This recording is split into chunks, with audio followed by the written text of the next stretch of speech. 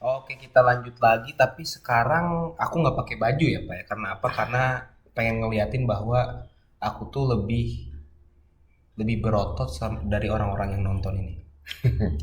Oke. Oke ya, lebih baik lah ya sama orang-orang. Mungkin penonton-penonton Bapak mayoritas orang yang perokok juga mungkin Pak. Oh iya, Tapi orang yang ya. ngerokoknya orang gendut, nggak olahraga, pantas mereka sakit ngerokok. Salahinnya rokok ya Pak ya, Sekali ini rokok. bukan salahin gaya hidup mereka Pak. Ya, Nah, sekali ini rokok. salahinnya malah rokok, bodoh ya Pak ya gitu. Nah, lanjut ke pertanyaannya. Jadi kronologinya gimana sih Bapak ngerokok dari awal gitu? Atau ajakan teman atau misalnya pengen nyoba rokok. Terus apa perbedaan antara sebelum Bapak ngerokok dan sesudah Bapak ngerokok? Apa perbedaannya? Maupun itu positif atau negatif? Jadi dulu itu kalau orang tua bapak, ya mbah si mbah ya, itu ngelarang bapak ngerokok ketika belum dapat menghasilkan uang sendiri. Hmm. Mungkin mereka tahu bahwa susah melarang orang merokok. Jadi dia ngomongnya cuma kamu tidak boleh merokok sebelum mendapat uang sendiri. Gitu kan? Nah, dulu ceritanya bapak kerja di Batam, Umur berapa tuh? umur 24 tahun. Oke. Udah kerja di Batam. Nah, di situ lihat banyak orang merokok. Hmm. Kayaknya enak ngerokok ya. Gitu. Nyobain. Ada pengaruh temannya atau memang ini sih? Enggak, karena lihat banyak orang ngerokok, Oke, oke. terus lihat si Mbah ngerokok, Nah, ya kan orang tua nah, ngerokok gitu ya. Apa sih anaknya ngerokok?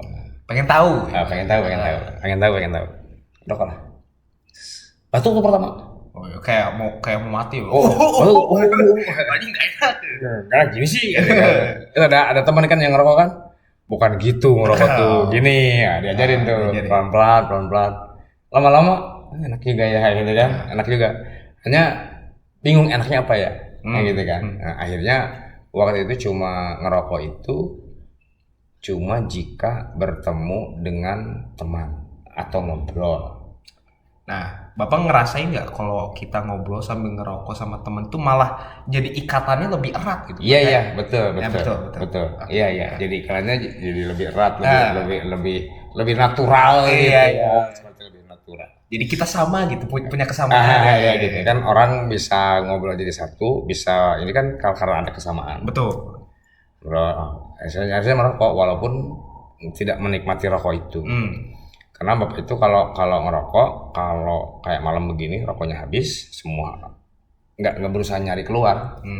Ya habis ya udah, kalau habis ya sudah, sampai sekarang. Kalau habis ya udah nggak nyari. Jadi kalau nggak ada rokok pun ya udah. Nah itu begitu. Nah terus begitu dari Batam pulang ke Bandung ya akhirnya merokok. Oke. Nah ketika merokok itu lebih cair kalau ngobrol sama orang, terutama orang yang merokok. Kita lebih santai, sambil santai. Hanya kalau bapak nggak bisa merokok sambil kerja.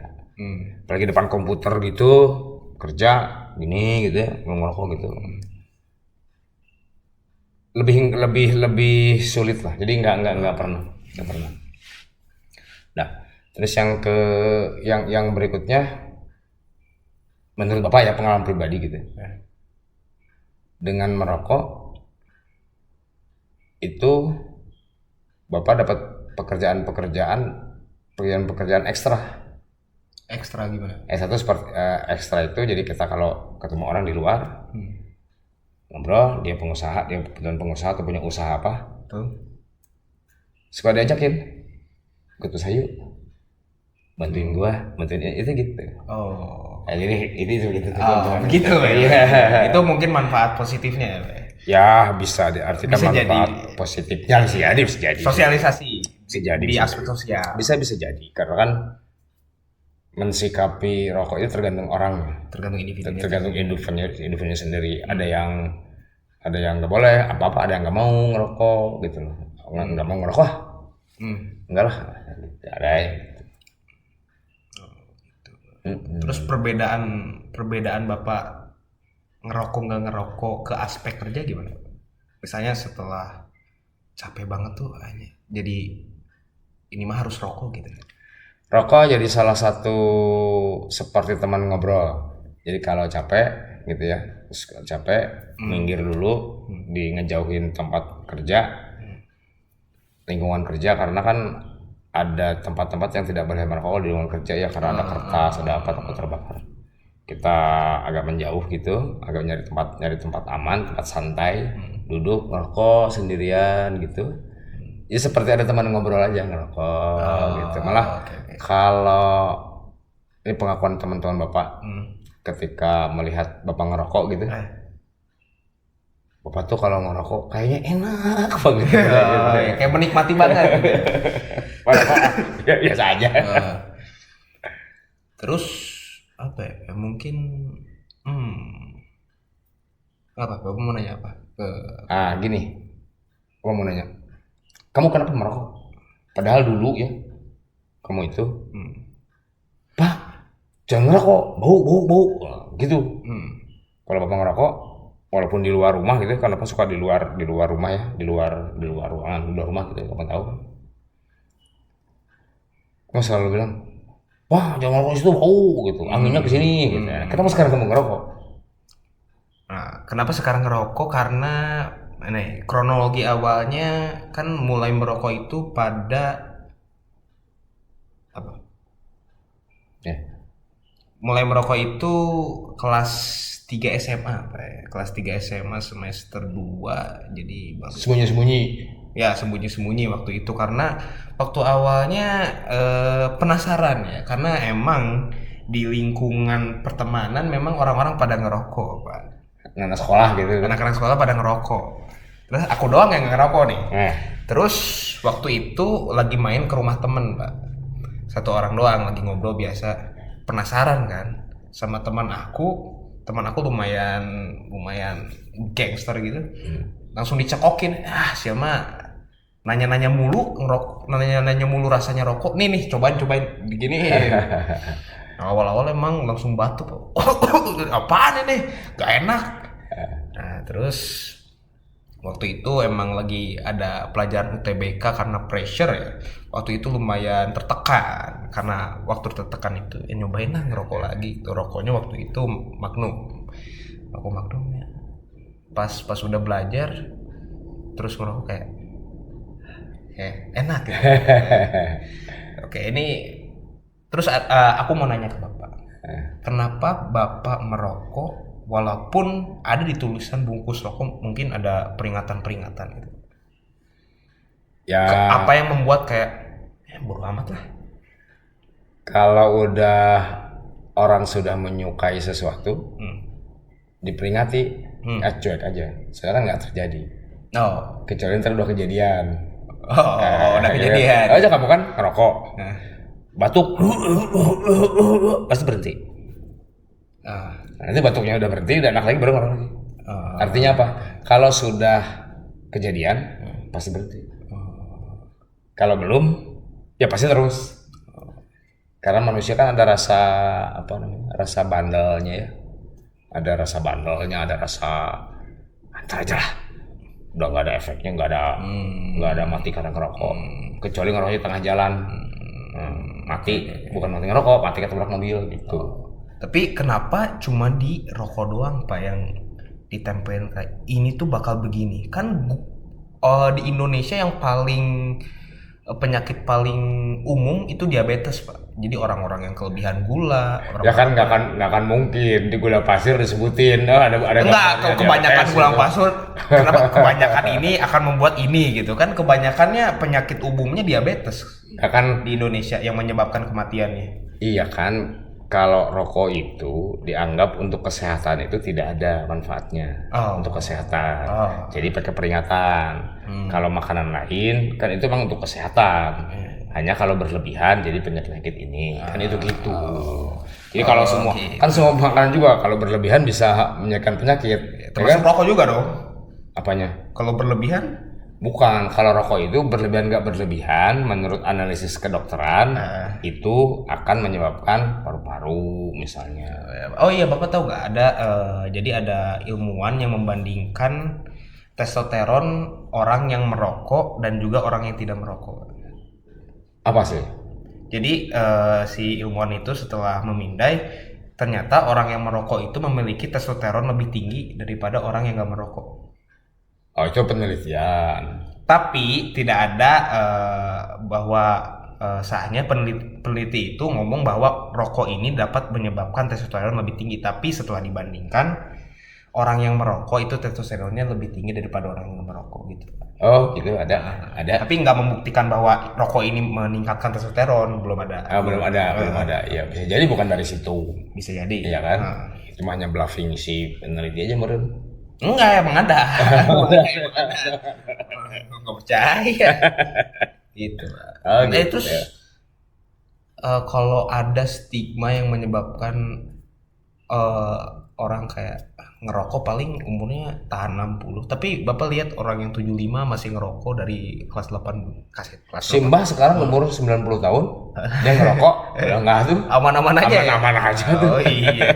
Aman-aman aja. Jadi kalau Bapak gimana menyikapinya? Kayak umur. Ya kalau dia mau merokok, ya ngerokok aja.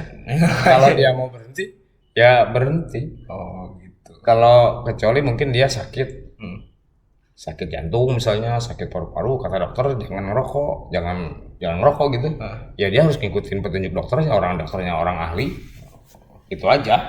Kalau apa sih simple, kalau kata dokter nggak berhenti ngerokok karena kamu kan sekarang punya penyakit jantung, ya berhenti harus berhenti. Misalnya begitu, ya kan? Tapi kalau orang itu sehat-sehat saja, fine-fine saja. Kalau mau merokok ya silakan, itu tanggung sendiri akibatnya masing-masing saja. Kalau dia mau berhenti, ya berhenti aja. Gitu.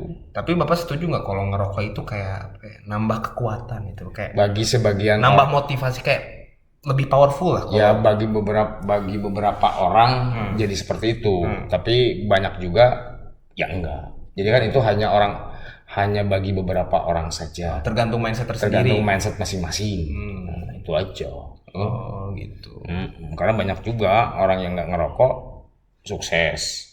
Banyak juga orang yang ngerokok sukses. Banyak juga orang yang nggak ngerokok, kalau dibilang matinya mati cepat. Banyak orang yang merokok ya nggak mati.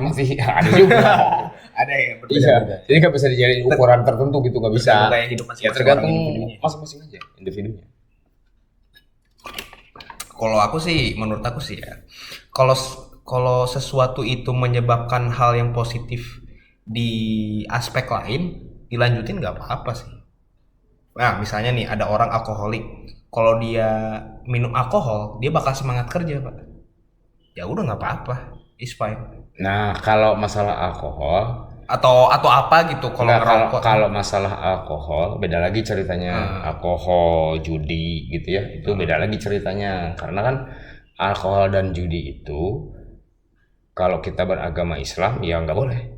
Nggak, mungkin bagi sebagian orang kalau ada yang misalnya minum alkohol ini langsung kayak semangat kerja gitu, kayak wah ya kalau itu bisa oke. Ya jangan berlebihan saja. Iya. Jangan berlebihan kalau misalnya cuaca dingin gitu ya, dikit supaya anget-anget gitu. Ya jangan berlebihan. Kalau berlebihan nanti mabuk dia. Kayak kalau kata dokter ini akan menyebabkan mati di umur 60 tahun. Ya kalau menurut aku ya oke aja, karena aku menerima ya ngerokok gitu. Iya, dokter sah-sah saja. Iya, sah-sah aja ngomong kayak gitu, tapi ya itu mah buat pengecut aja sih menurut aku. Umur 60 tahun ngapain, Pak? 60 tahun masa umur 70 gitu misalnya. Ngapain, udah nggak bisa misalnya nih, aku kaya umur 70 tahun, nggak ada yang peduli juga. Siapa yang maksudnya nggak peduli gimana? Orang-orang nggak peduli juga, ada orang umur 70 tahun udah kaya, udah itu mah udah kaya. Kalau umur 25 udah kaya ya udah. Kalau itu gitu kan umur 70. Iya. Gak bisa ngerayu cewek lagi, gak bisa apa. Iya gak? Iya. Gitu, Pak. Ya. Terus kita mau kemana, Pak? Jadi begitu diskusi sama sama anak saya ini. Rada biasa, masih umur-umur di bawah 20 tahun. Nah, jadi ngomongnya kayak gini. Nggak apa-apa. Oh, wah. Nggak apa-apa. Itu kan namanya perkembangan dari daya berpikir seseorang. Dia akan berubah-ubah. Dari waktu ke waktu dia pasti akan berubah. Mungkin. Iya, bukan mungkin, pasti akan berubah. Pikiran seseorang itu akan berubah tergantung tingkat kedewasaannya. Semakin tinggi umurnya, semakin lebih dewasa cara berpikirnya.